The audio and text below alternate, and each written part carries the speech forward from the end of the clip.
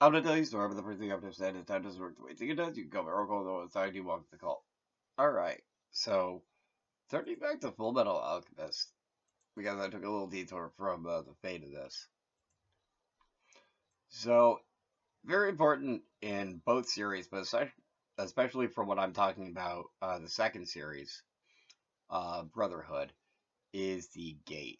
So, in the Fullmetal Alchemist manga and 2009 anime series, the gate is a pair of doors resembling a set of large stone tablets, engraved with a mural floating in an endless white expanse. Though there appears to be nothing behind the doors, when they are closed, upon opening they reveal a dimension of information which manifests as a shadowy void with several shadow-like ethereal hands protruding from it, and a single large eye within.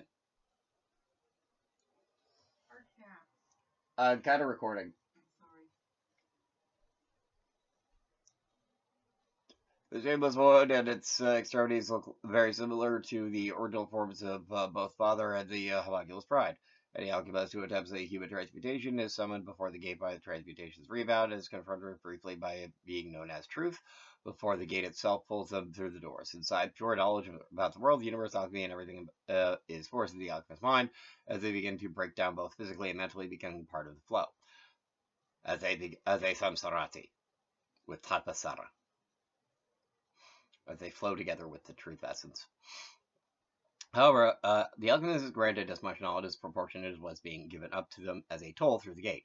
For example, Edward Elric, who gave up his left leg, saw only so much, but for his brother Alphonse, who had given up his whole body, saw a bit further. It is unknown what happens to those alchemists whose living gates are given up, but the Philosopher's Stone appears to be the only thing that would allow one to pass through the gate without paying a personal toll.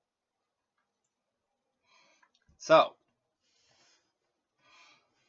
I think I figured out how to make a Sparzamani,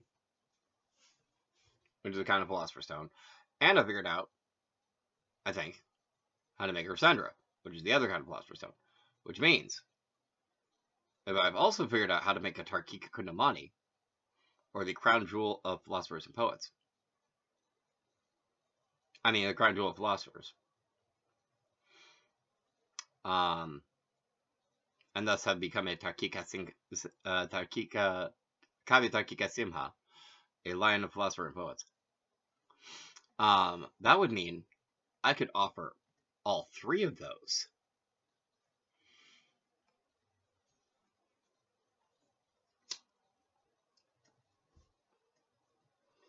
Which is partially what I'm doing with this.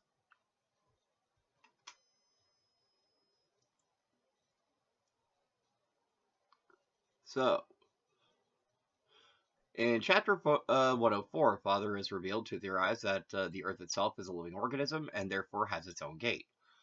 That would make it, in my opinion, the Zakunadvara, or the Gate of Omens, because it is the gate for the Earth. Likewise, the combination of moon and sun in solar eclipse, in alchemical terms, represents the perfect being or God, also has a gate. Siddhadeva Svaragadvara, perfected deity, heaven's gate. It is by harnessing the power of both that Father plans to achieve his objective. So the thing that's important to know is that everyone is supposed to have their own Rasavadadvara. Everyone's supposed to have their own alchemy gate with this. Like, this sort of thing. That's how this actually has the ability to work at all.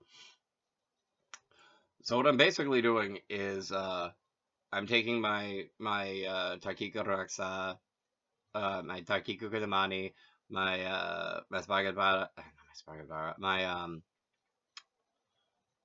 Marasendra, and my Sparsmani, at least like symbolically and in formula at least, and offering them as traits. So Samakarati, Babakarati, Pinikarati, Kuhikarati, Prasadayati, Ugayati, at least hopefully.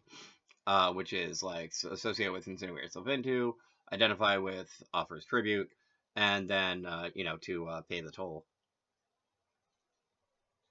Might look up toll, see if I can actually just if there's a word for pay a toll, and use that instead.